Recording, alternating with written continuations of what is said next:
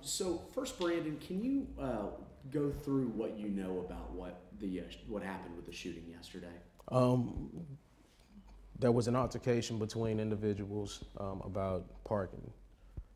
One person was sitting in the alley, the other person wanted them to move. There was a small conflict, a verbal altercation, and a shooting that happened directly after. I mean, and this straight up over parking, so no matter what, I mean, what you think about is the fact that we don't value life, and people are so quick to shoot solely because they know they can get away away with it. We still haven't caught those individuals, right? So when you think about how we make an example and people having to think about the consequences for their action, if you know consequentially there's not nothing that'll happen to you during the day if you do a shooting and you can get away with it, what does that say for the individuals who are seeing those things and seeing people get away with it? What does it say to those people who actually mean malice every single day, not thinking about a parking incident, but just wake up and say, I want to, I'm gonna wreak some havoc today, right? If you know that there are no consequences for your actions and you can do things like this during the daylight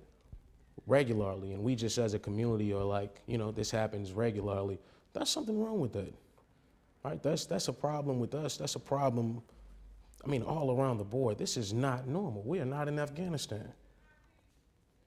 So what steps do you think can be taken at a city level and even at a state level to kind of help change that perception? Well, you hear a lot of people talk about the different initiatives that need to take place, right? We talk about the mayor needs to help out with this, or the public safety director, or the police chief, and the police themselves.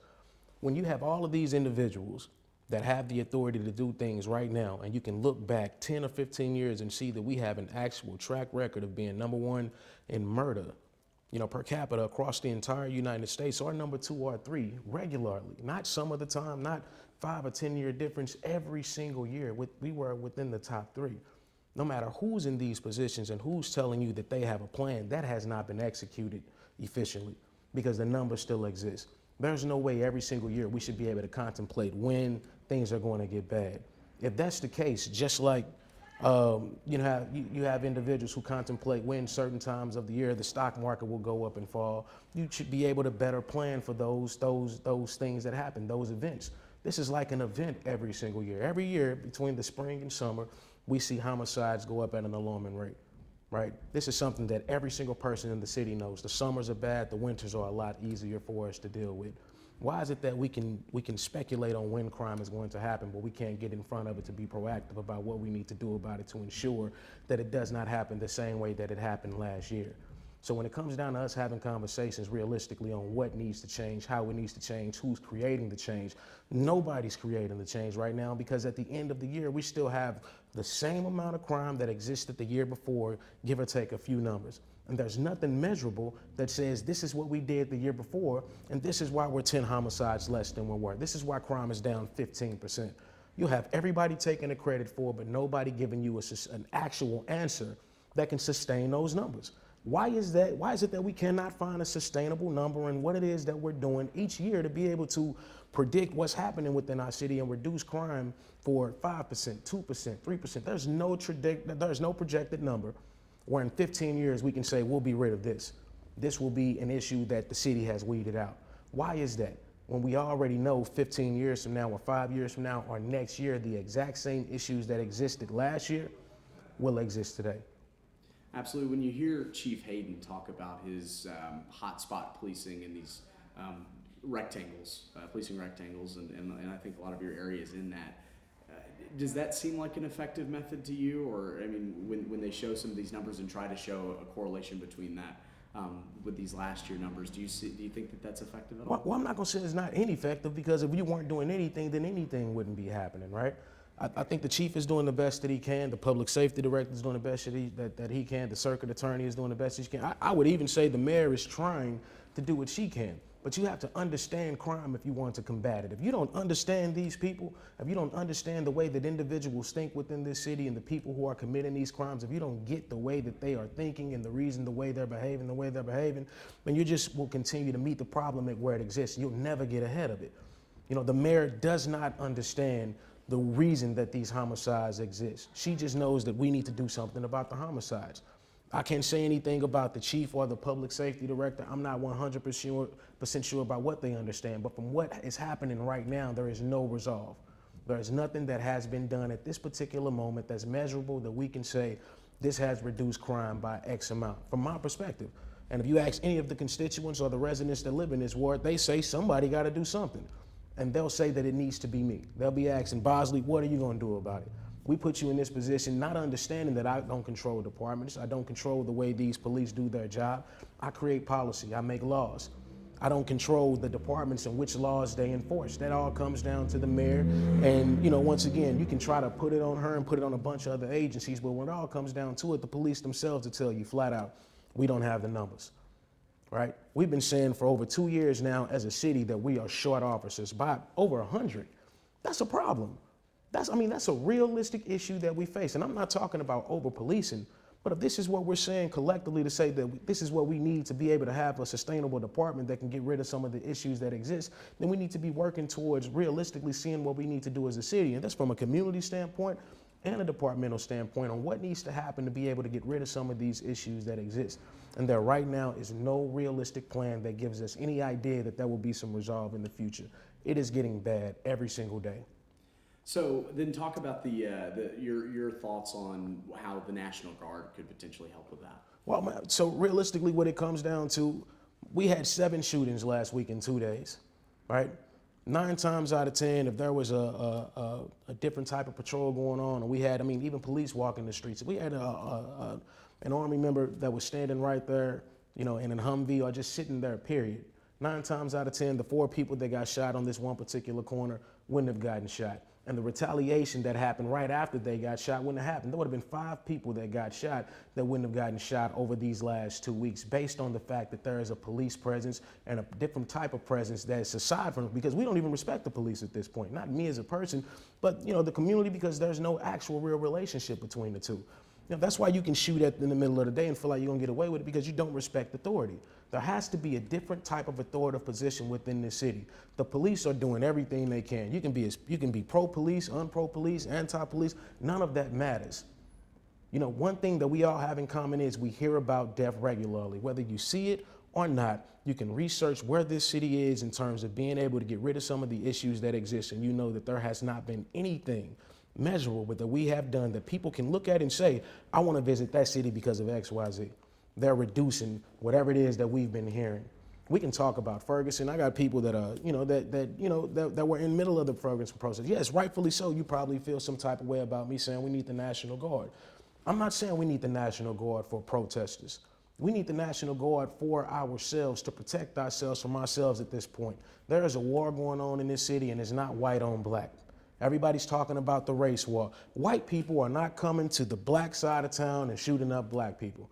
It is black people coming from wherever it is that they come from to shoot up the other black people within the city, and we need help to save ourselves. And that is just the way that I feel. I think that there needs to be something bigger than just the police officers, and not to say that they're not adequately doing the best that they can. It's to say that they will tell you they're doing the best that they can, and we can see that that right now is not good enough, because we still have the same amount of issues that exist at the end of every single year. There is no resolve. So at what point in time do we take the initiative and say, all right, we're going to try this? This may save 10 lives, maybe 15 shootings, but at the end of the year, if we're 15 shy, we can say, this is something that stemmed from it. This is the reason why this happened. Now, no, it's not a long-term solution, because these are long-term issues.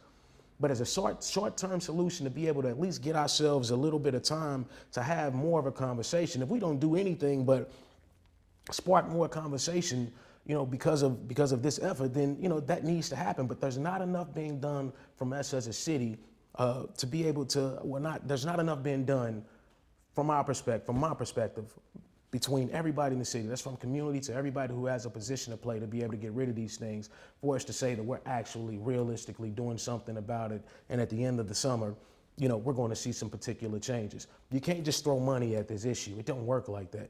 This is a mental thing. We have to do something so the environment changes and people know, when you murder somebody in this city, you will be held accountable. We will come for you. This has to happen. You cannot continue to wake up in the morning time, shoot at people, not in my ward, not at my people, and think that you're gonna get away with it, man. My blood is boiling. I'm not mad, I'm hurt, I'm saddened. This is bothersome. I don't know when these elderly people call me, Bosley, they shot my car up. I got houses that just got shot up on DeSoto and cars. These people don't have the money to replace this stuff. And it's not about, once again, just the money. What if they were sitting in their car, just pulled up, just to go in the house, and they got shot in the back of their head for some shit that happened down the street with one person who they were shooting at, they let off 100 shots and shot somebody in the damn leg. That's crazy, man. That's crazy. You go to sleep wondering, should you hop under the bed? Now, that's not in every neighborhood, but I got 7 of them. That's in more than enough. And if I don't do something about it, if I don't attempt to say something about it, if I don't at least put out there in the community what I feel like needs to happen, right, realistically, then, I feel like I'm not doing my job. My job is, and not even just my job, my duty as a person who lives in this community is to voice my opinion and be vocal about the things that need to happen and try to do something about the issues that exist. So I'm trying. In my official capacity, yes, I could try to make laws, but if they're not being enforced, then what? And what laws are we going to enforce? What exists right now that don't already exist that all we have to do is put enforcement on to ensure people treat the environment different? The laws exist. There's no law at all that's going to stop the way that we are behaving. There has to be a new presence and a new understanding that you cannot behave the way you behaved last year under these rules, in this environment, with this type of individuals or with these type of individuals that are creating a new environment that have a different type of force than what the police have been met with, right? Sometimes it takes a bigger gun than the one you got. And it's not all about guns. Like I just completely understand the way that my neighborhood behaves and how people treat it. It's not all about the people who live here. People come from other places and wreak havoc here. But you're not gonna do it when you see them army folks on the corner. You're gonna think twice about shooting that person down the street because you gotta get out of this neighborhood after you do it. I don't know exactly what they can do. And let me make it very clear. The Black Caucus, and this, and I wanna make this clear, the caucus have not endorsed what it is that I'm saying. There was some miscommunication between the St. Louis Post-Dispatch, and for whatever reason, that was not written up the correct way. But they have not endorsed this. This is me, myself, saying this is what I feel. This is what I think needs to be done, and if not in the whole city, in my ward. This is what I feel like we need, and we'll be having a meeting about it next Saturday, so I can talk to my constituents, my residents, and see how it is that they feel. And I've spoken to a lot of them who have, supported me through the last year and a half, and asked them before I was even vocal about it how they feel about it, and they just want me to lead. And I'm trying to do the best that I can to at least say something and be vocal about what it is they're speaking about at home every night and may be too afraid because, nobody wants to get gunned down to say this person was shooting on my street. We got to do something about that. Call me. I'm going to tell you this person was shooting. Go get him. Go pick him up, please.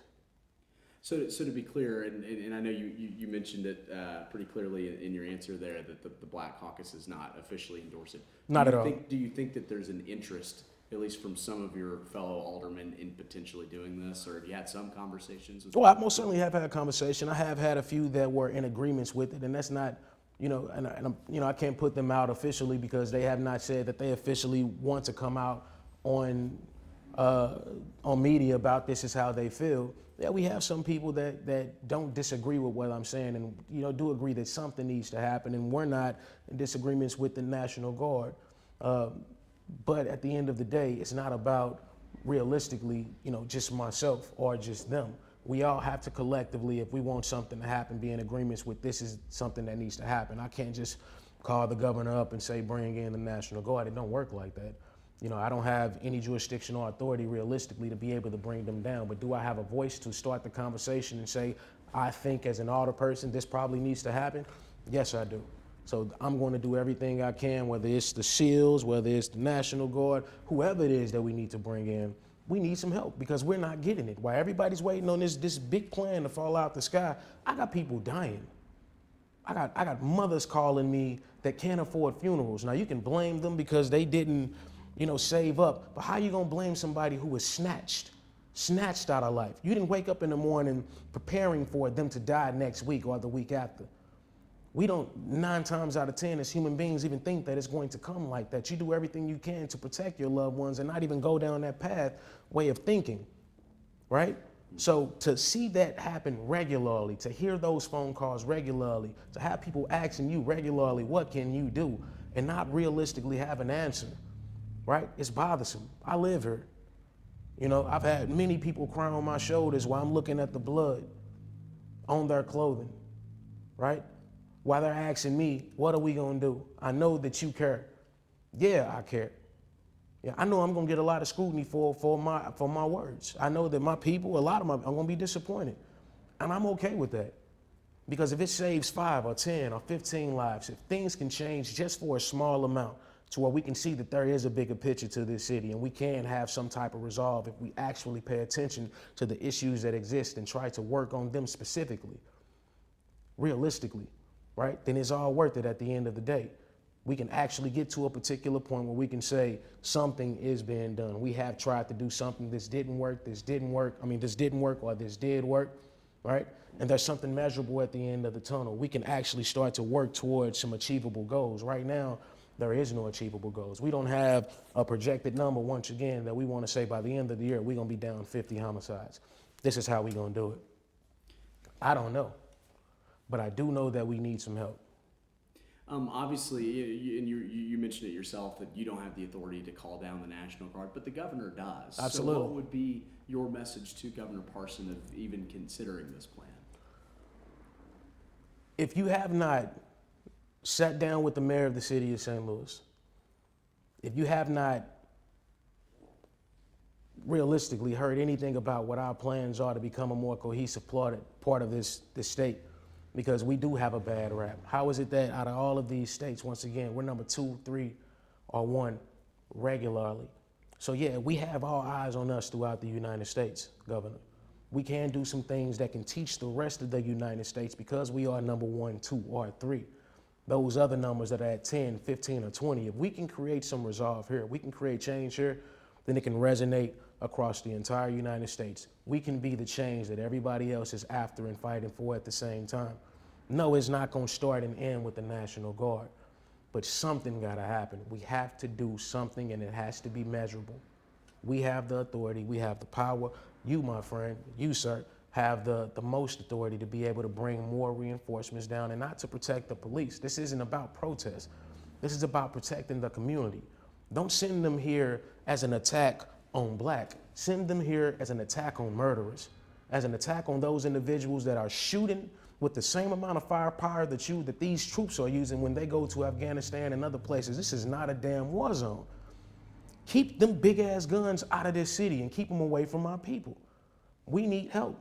We need more individuals that have, realistically, that have the type of training in urban areas that can give us the resolve that we need, that can teach those other individuals that they out here thinking they're gonna get away with it. You can think you can shoot and get away with it during the day because we short officers. You can't. We got people waiting around the corner for that type of behavior. This is not an attack on speeding. We have a resolve for that. We're gonna work on that. This is about homicide. This is about murder. This is about senseless killings. Something gotta shake. Absolutely. Anything else that you'd like to add that we didn't talk about? I mean, the most important thing I would like people to take from this is if we never even get, reinforcements, if there's something that isn't happening, stop having the conversations in your house about what needs to happen and start asking your alder people, start asking the mayor, start asking your state reps, start asking your senators what it is that we're going to do to create a cohesive plan that we all can believe in, that gives us all something tangible to say, if I do this, this is an action that I can expect. Everybody has a role to play. Just because this has been going on for 30 years, don't mean it gotta continue. We are insane if we think that you can continue to get this, we're insane if we think that if we don't change something, right? If we don't do something about what's going on right now, that crime is just going to stop. It's not going to cease. Things are going to get worse. More people are going to get harmed. Guns are going to get bigger, more frequent. We hear them throughout the day now. 20 years ago, it was rare. Not rare, let me say it was not as consistent as it is now to hear as many gunshots throughout the day now. It is as consistent as you hear them throughout the night now. We see cars flying up and down our streets. We don't know whether they just came from a shooting, but we don't do anything about it, even as the city residents. How much of us are writing down license plates from people we see speeding and making sure that we get that number of that plate and the description of the car? Because maybe, just maybe, that was the same one who just did the shooting up the street. And if you saw him, everybody else saw him, maybe somebody saw him driving down a highway. If we all can connect with each other, we can find out where they stopped that car and maybe who got out of it. We all have a role to play. Every single one of us. Stop throwing your elected officials into the fire pit and saying, do something about it. We all need to do something about it. And that's from top to bottom. That's from resident to the governor to anybody else who has something to say about this. I am not trying to be ignorant about the situation, right? And I'm not trying to start what people have been saying is a race riot or, this is not about race. There's already a war been declared. It's my people on my people. And we have to do something about that. My people have to have a realistic change in what it is that they think they can do and get away with on my people. So I'm doing what's necessary to protect my people from my people. We need help from ourselves.